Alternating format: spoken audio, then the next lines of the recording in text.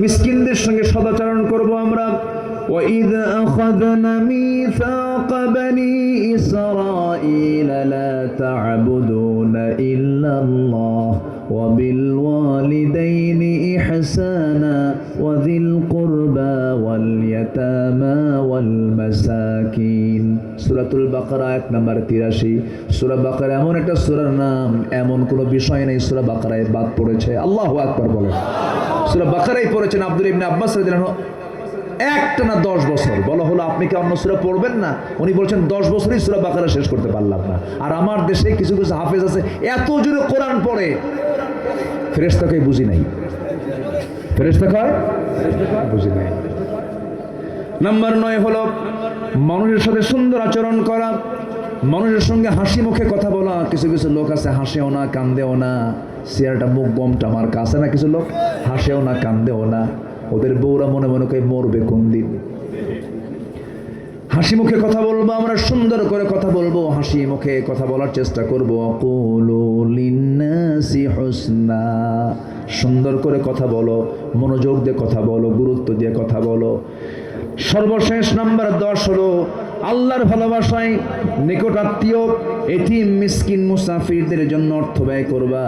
ওয়া আতাল মাল আলা হুব্বিহি যাবিল কুরবা ওয়াল ইয়াতামা ওয়াল মাসাকিন ওয়া ইবনাস সাবিল। সূরাতুল বাকারা 177 নম্বর আয়াত। আল্লাহ রাব্বুল আলামিন আমাকে আপনাকে এই সমস্ত নিকট আত্মীয় যারা তাদের হক আদায় করার জন্য বলছেন। বলুন তো দূরের আত্মীয় আগে দরকার না প্রতিবেশী আগে দরকার?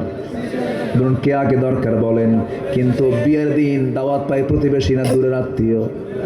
প্রতিবেশী দাওয়াত পায় না, কারণ গরিব। কি গরিব দাওয়াত পায় না। হারে আপনি কত বড় ভুল করে ফেললেন। কিন্তু আপনি যেদিন মরে যাবেন, আপনার মরে যাওয়ার সঙ্গে সঙ্গে আপনার লাশ ঘর থেকে বের করা থেকে শুরু করে নিয়ে গোসল করানো, বাঁশ কাটা, কবর খনন করার জন্য ওই দূর আত্মীয় আগে আসবে না প্রতিবেশী আগে আসবে? রাসূল আমার বলে দিয়েছেন আমার উম্মতের যদি কষ্ট না হতো প্রতিবেশীকে আমি রাসূল সম্পত্তির ওয়ারিস বানায় দিতাম। আল্লাহু আকবার। প্রতিবেশীকে সম্পত্তির ওয়ারিস বানায় দিতাম। কি গুরুত্ব প্রতিবেশীর! প্রতিবেশীর সঙ্গে একটু গন্ডগোল হলেই রাস্তা নাই।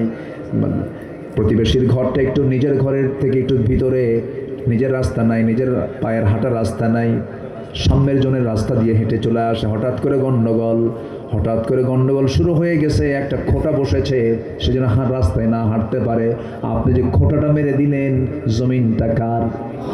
আর যাকে আটকালেন সেই বান্দাটা কার বান্দা? আপনার মতো সন্ত্রাসী কেউ আছে নাকি? এগুলো করবেন কেন? এগুলো করা যাবে না। বরঞ্চ আপনার চিন্তা থাকবে আমি মানুষের উপকার করব।